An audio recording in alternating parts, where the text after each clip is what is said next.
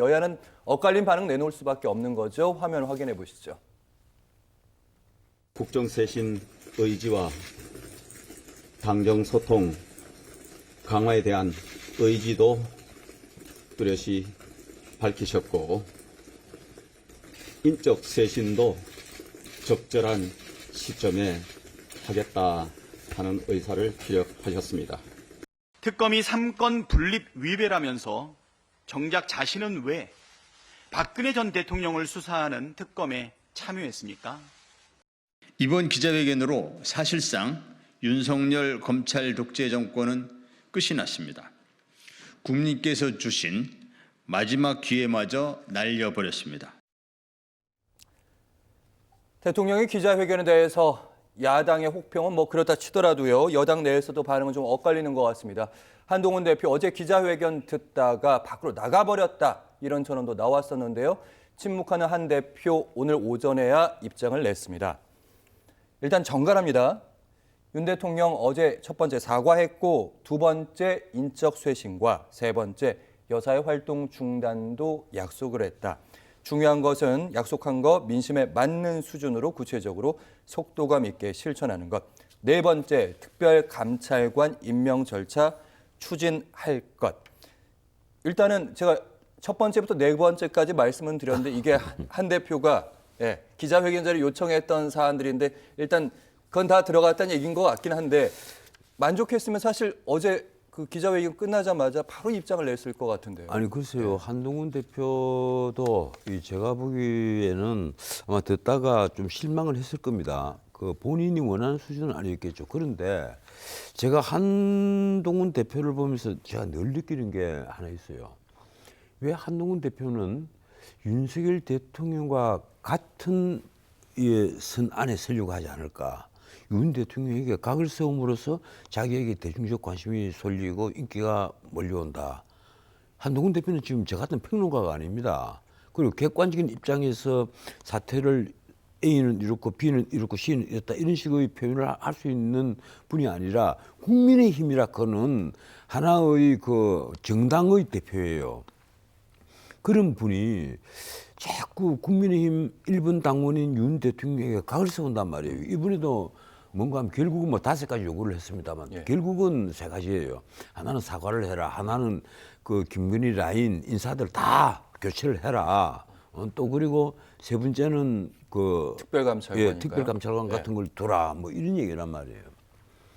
그런데 이 한동훈 대표가 가만히 보면 늘 자기 입장을 먼저 중심으로 생각을 하는 것 같아요. 내가 자주 얘기를 합니다만 한 대표로서는 윤석열 정권이 성공을 하지 못하면 본인의 미래도 없습니다. 그리고 같은 검사 출신이잖아요. 같은 검사 출신으로 내가 지난번에 좀 심한 말을 했는데 근데 윤 대통령이 5년 만에 대통령이 되는 걸 옆에서 지켜본 사람이 한동훈이다. 고참 부장검사가 5년 만에 대통령이 됐단 말이에요. 자기도 일선 지검장을 거치지 않고 법무부 장관이 된 사람이잖아요. 그런데 본인의 실수는 생각하지 않은 거예요. 원보수청, 우리 원류 보수청들이 왜 한동훈에게 정을 떼는가 합니까? 이분이 직접 자기 입으로 화양연화를 얘기를 했고 거기에 대해서 조금 또 반성을 하지 않습니다. 나한테 똑같은 휴지를 있었다면 문재인 정권 초기였다. 그때 민주당 당신들이 나에게 박수 얼마나 쳤느냐. 나는 그때와 조금도 바뀌지 않았다. 이 얘기를 했단 말이에요. 그러면 그 문재인 정권 초기에 자기 자신이 서울지검 3차장으로서 수많은 보수 인사들을 잡아들이고 그리고 200여 명을 구속을 시키고 그중에 5명입니까? 6명입니까? 자살을 했잖아요. 그런 사태가 벌어졌다면 그래서 보수를 괴멸시켰다 이런 평가가 나왔단 말이에요. 그렇다면 그런 시절을 자신이 화양연화라고 부를 것 같으면 지금 보수 정당의 국민의힘의 대표를 해서는 안 되죠.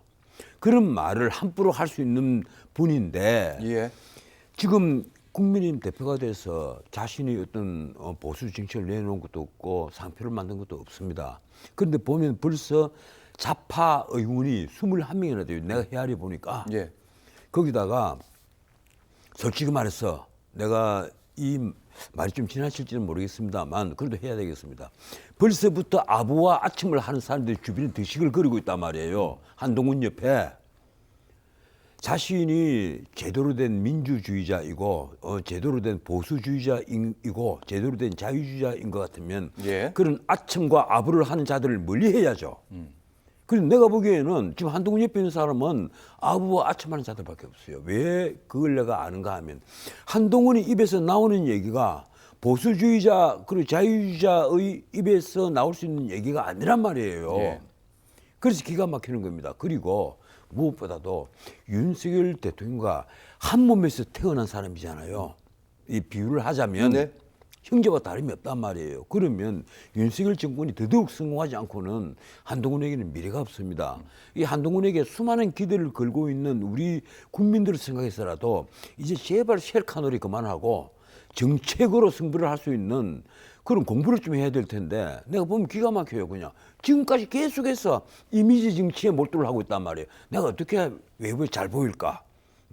옷 입는 거라든지 패션이라든지 뭐 패션 같은 문제 그리고 말하는 태도 그리고 어떻게 하면 대중의 인기를 끄는 말을 할까 이런 데만 관심을 갖고 있단 말이에요. 그건 스스로 큰 정치인이 되는 길을 막는 길입니다. 알겠습니다.